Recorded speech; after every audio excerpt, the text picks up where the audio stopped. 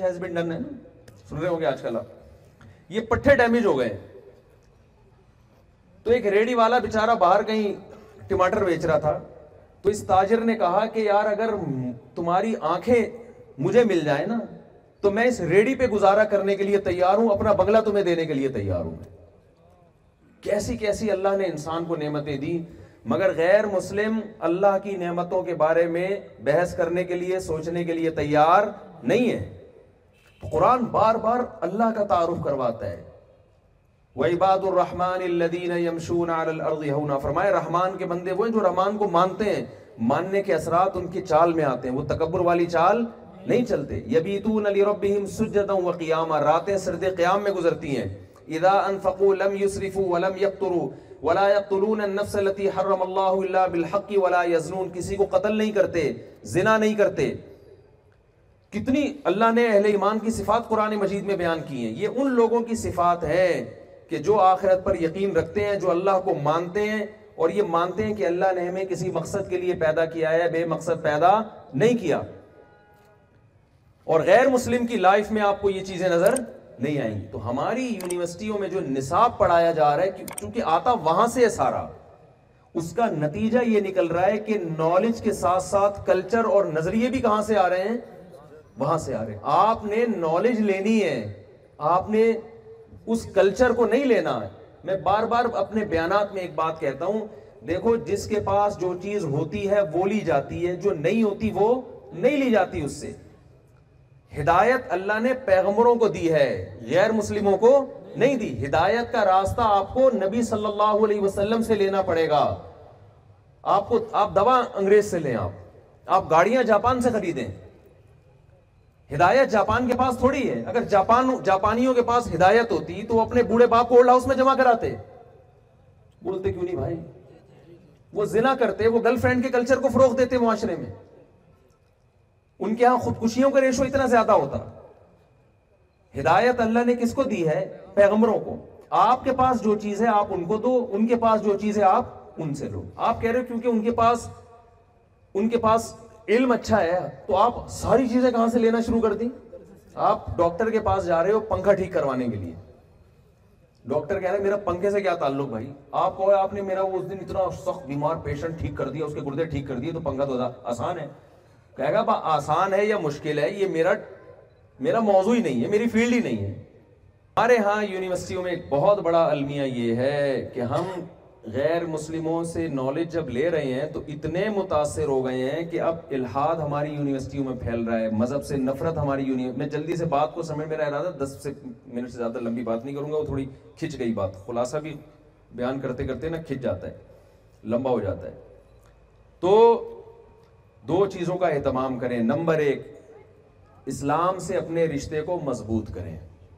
سمجھ رہے ہیں کہ نہیں سمجھ رہے؟ غیر مسلم سے بالکل متاثر ہونے کی, کہتے ہیں نا, میں ایک دفعہ دور حدیث کا سبق تھا, لیٹ آیا تھوڑا سا, تو ہمارے استاذ نے مجھے کہا اب آپ کو آنے کی چنداں ضرورت نہیں ہے.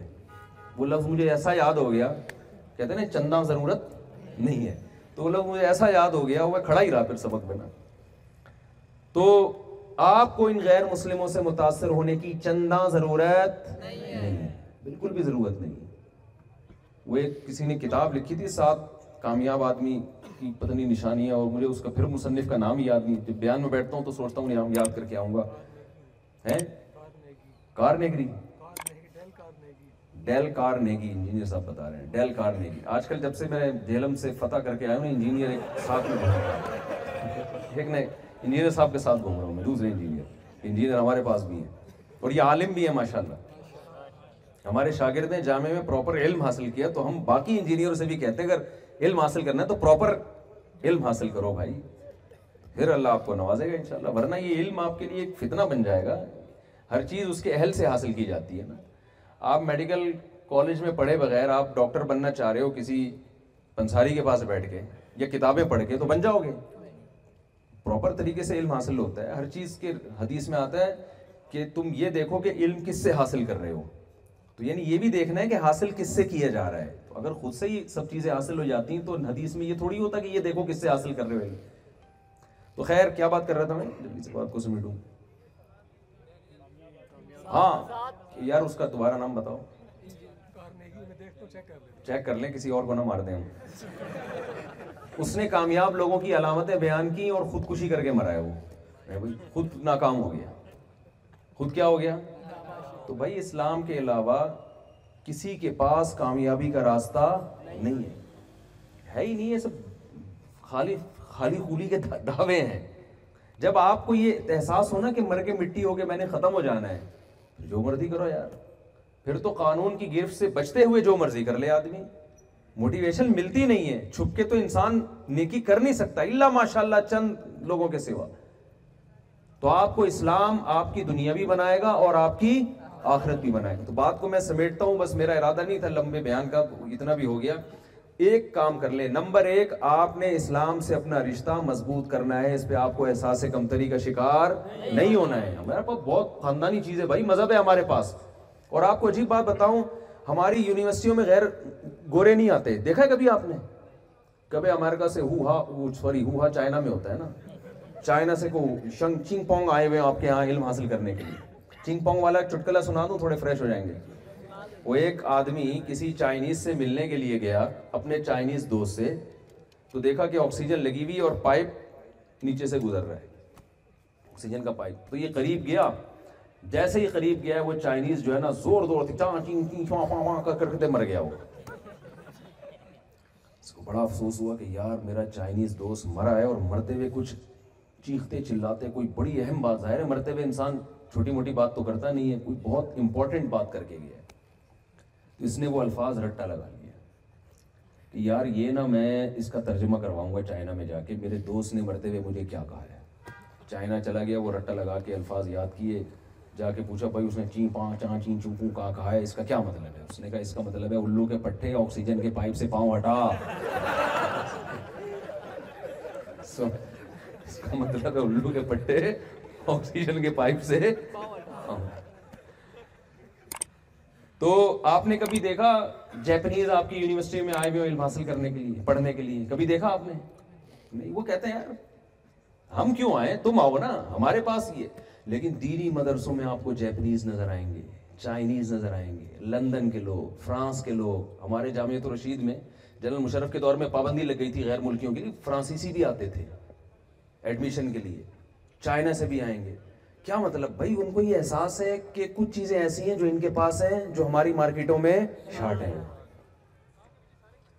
یہ وہ سمجھ رہا ہے. آپ بنوریا چلے جاؤ, بنوریا بہت سارے غیر مسلم ملیں گے آپ, یعنی غیر مسلم کنٹریز سے آئے ہوئے لوگ ملیں گے آپ کو, دوسرے ملکوں کے لوگ.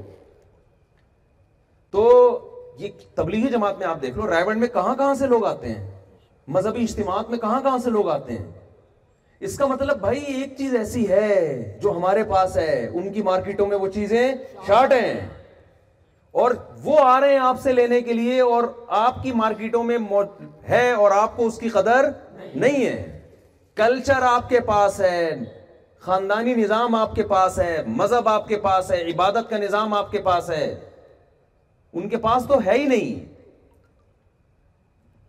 آپ کو پتا ہے کہ ہمیں کیوں پیدا کیا گیا. آپ کسی انگریز کو بٹھا کے پوچھو تجھے کیوں بنایا گیا ہے, نہیں پتا مجھے کیوں بنایا ہے. آپ بتا سکتے ہو, دلائل سے قائل کر سکتے ہو اس کو. 2 اور 2 4 کی طرح قرآن نے یہ موضوع واضح کیا کہ ہمیں کیوں بنایا گیا. قرآن کہہ رہا ہے ہم خلقوا من غیر شیء ہم الخالقون, خود سے بنے ہو, تم نے خود بنایا ہے. ظاہر ہے یہ نہ خود سے بن سکتے ہیں نہ ہم نے خود بنایا, کوئی تیسری طاقت ہے جس نے ہمیں بنایا.